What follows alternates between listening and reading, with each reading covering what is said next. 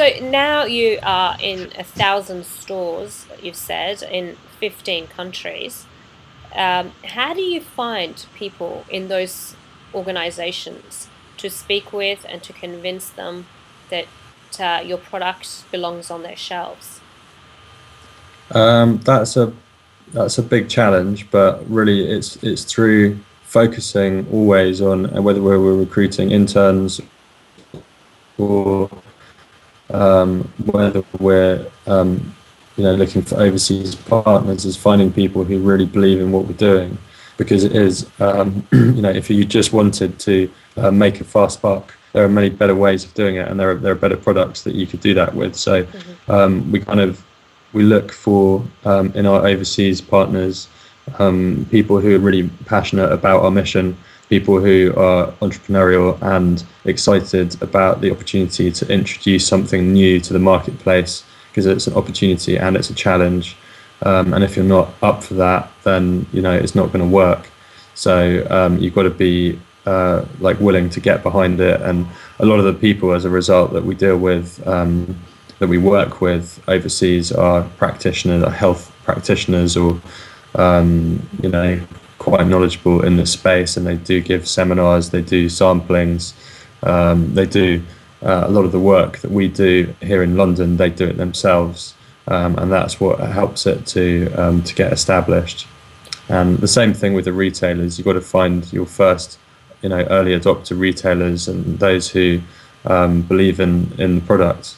I can see what you're saying, but finding those people, I can imagine that everybody is trying to find them and they are getting inundated with requests. Their email addresses on the websites. Is that how you go? You decide to get into Planet Organic or Whole Foods? Do you go to their website and you go to their staff listing and find the buyer, or how do you even start?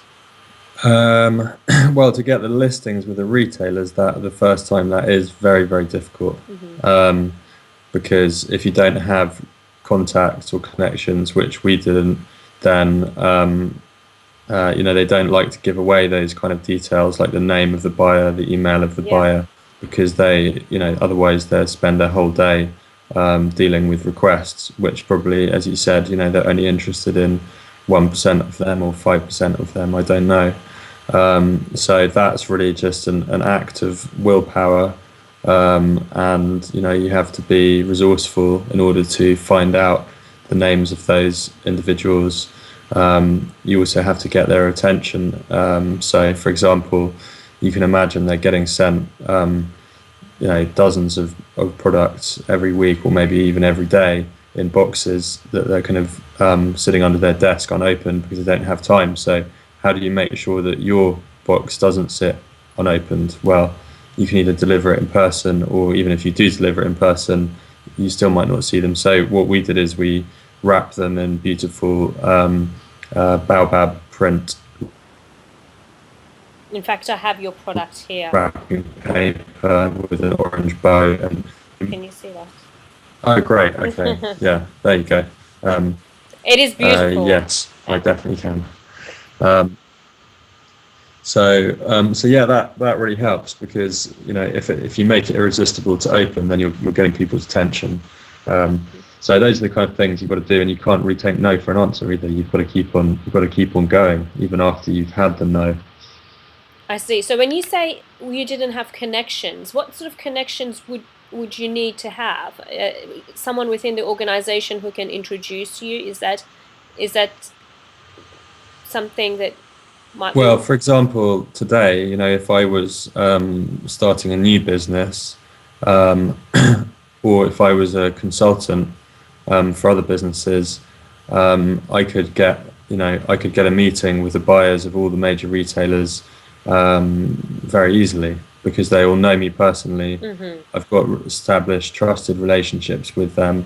But before you're in that position, and you're coming into an industry that you don't have a network around yet, you've got to create that network from scratch. Hmm. So that takes years. Of course, there are people that you can find who can do that for you, and they'll do work on a commission or as a consultant. It's still quite difficult to find people who really know the contacts, because they change a lot as well. Who's the buyer, and it's not just knowing them; it's having a good relationship with them. That means you have to be bringing them good things, and then they know that it's worth having a meeting with you. In the US, because of the size of the market, it works differently over there. So buyers will simply not have meetings with brands or people from brands. They'll only have meetings with brokers, and they'll work with a specific number of brokers, and they'll have fixed schedule, like meetings in their diary, maybe 3 or 4 times a year, and the brokers will bring them what they know that they want. And even when they walk around trade shows, they walk around with their brokers, and they don't contact you. The broker contacts you because they don't have time for that. So that kind of shows a little bit, what the system is.